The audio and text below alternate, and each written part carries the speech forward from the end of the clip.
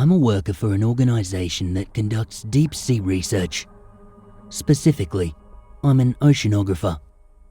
Although, for this organization, I'm not very helpful, I am still someone valuable for the expeditions, more than anything because of my job. To keep you up to date, we mainly take care of mapping. For that, we have acoustic systems technology, acoustic echo sounders that simultaneously collect bathymetric data, and telepresence, satellite communication systems.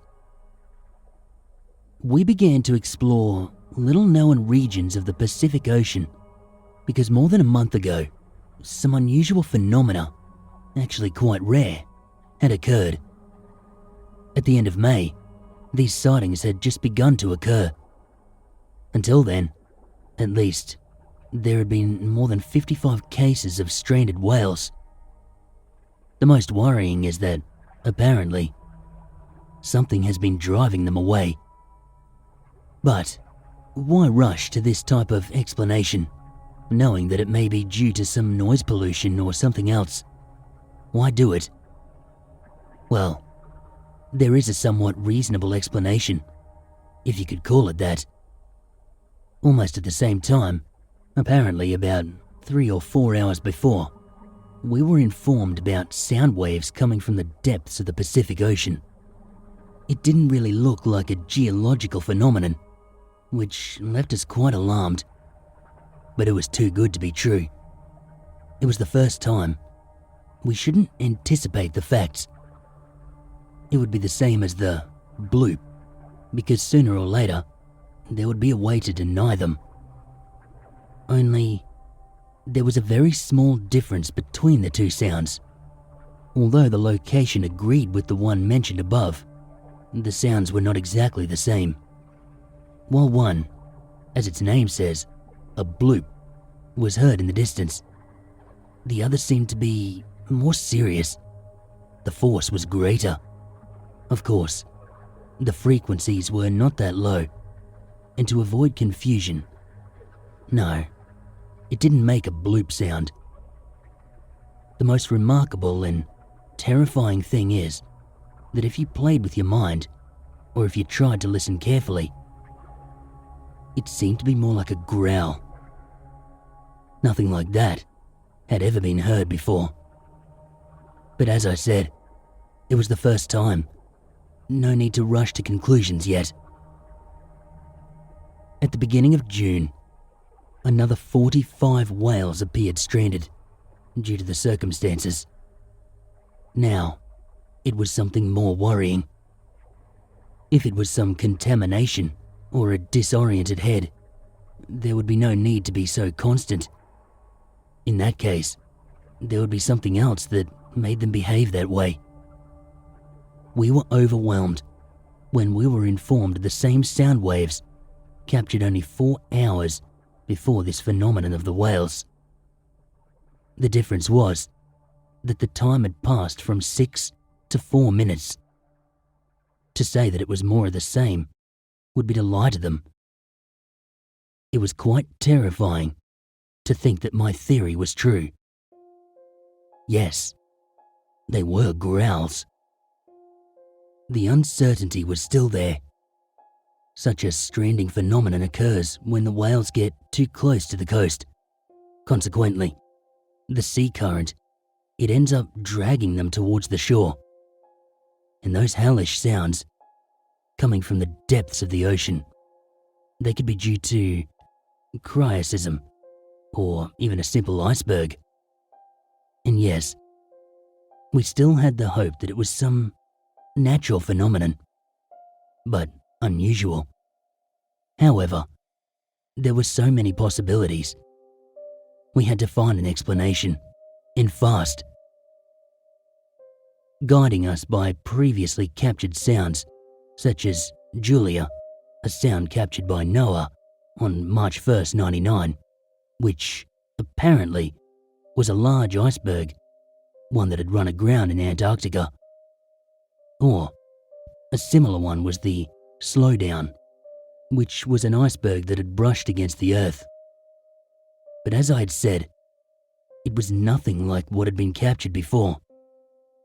Or so we thought, until we compared some sounds which had a great relationship.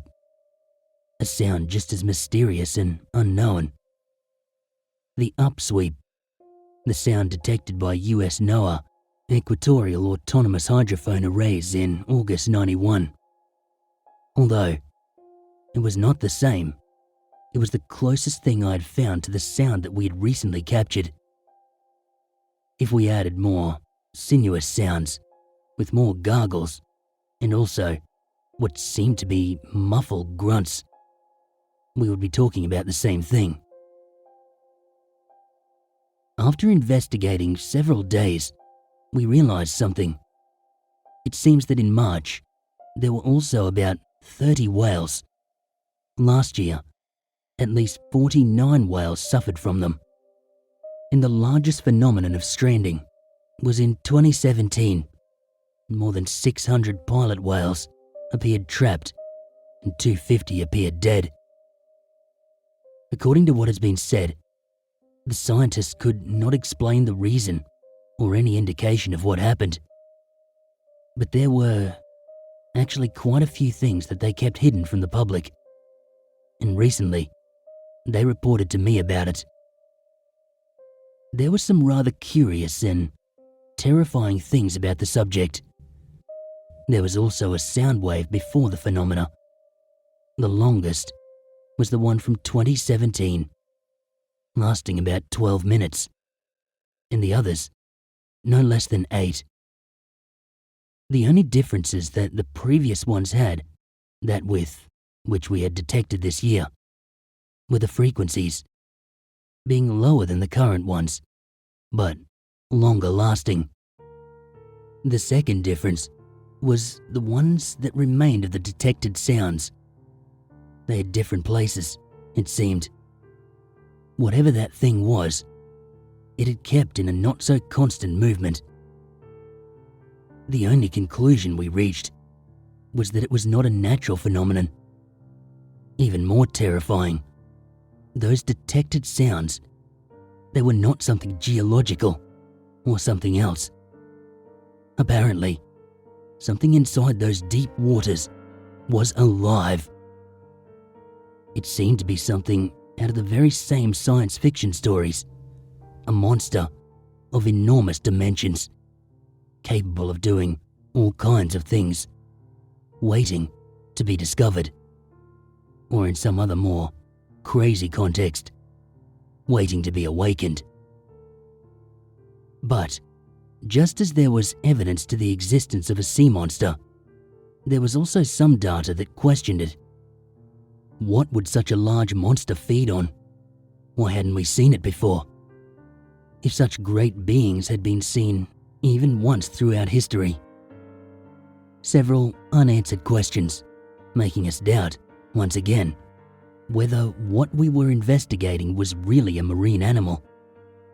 Obviously, there was a possibility, even the slightest, because the ocean is as vast as it is unknown. We've only really explored 5% of all the oceans. We truly do know more about space than our own planet. Very interesting, no?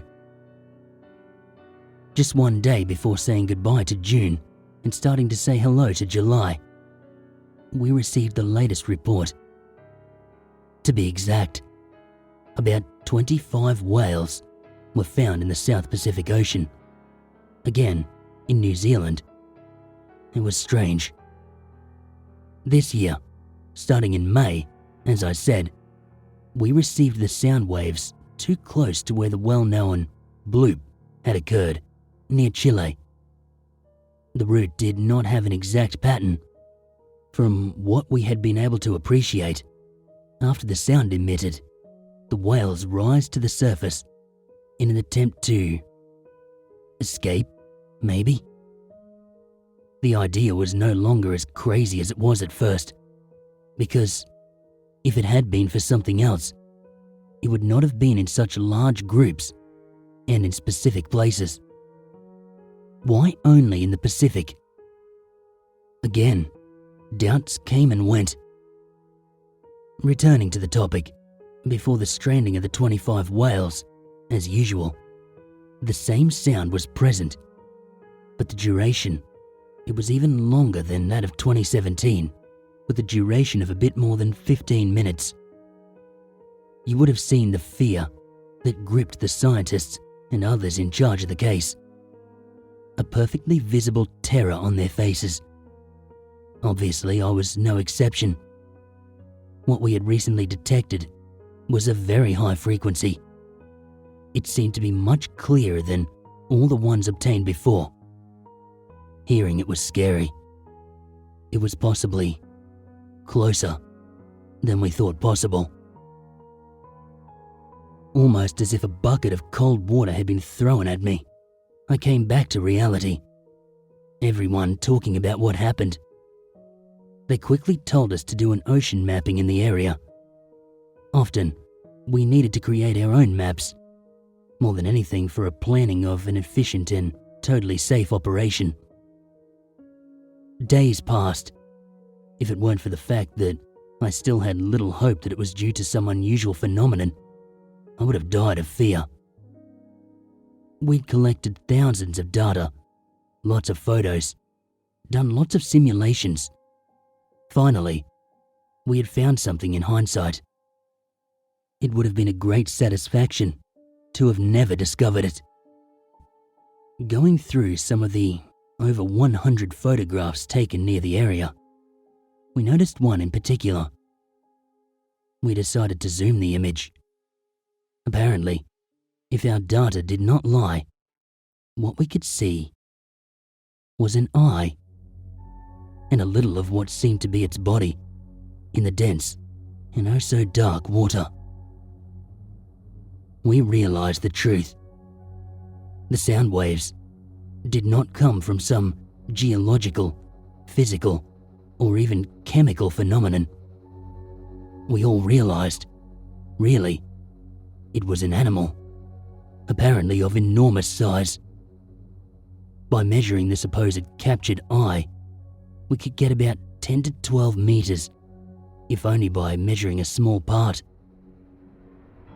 We had only caught that. It was terrifying. The eye was repulsive. The pupil, as black as you could imagine, so much so that it seemed to penetrate your soul. Just thinking of that thing, alive, and part of this earth. Yes, it would have to reproduce. Just thinking that there would be more of those things in the depths of our oceans. It made me nauseous. To think that below us, it houses so many undiscovered species, even of the most insane proportions, lurking in the dark, as if it were a shadow. It was undeniably terrifying. We were told that this would be confidential information, or at least it will be, until we know and investigate the matter better. Surely, many more species, including whales and even sharks, are going to flee in terror from these things. And to our regret, there will be no way to cover up the facts. It is more than obvious that there are already many speculations about it. During the rest of July, we were informed that there were 3 reports of sounds in different parts of the ocean, each one with a difference of only 2 hours. 3 of those sounds were heard consecutively in the same day. Yes, in case you are wondering, there is more than one of these things. We believe that what we were detecting all this time was a hungry mother, and apparently, now, her young are hungry too. I could possibly get fired, or at worst, silenced, for saying such confidential things. Who knew? It never crossed my mind that this could happen. The marine fauna and everything we know would die if we do not do something about it. But being something unknown and apparently of biblical nature, and the little knowledge we have of such a monster, unfortunately, our help would be null.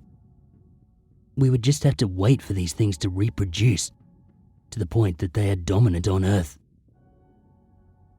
Sometimes, I read internet forums and watch one or another conspiracy videos to console myself, wanting to be the one who does not know a single shred of truth about all this.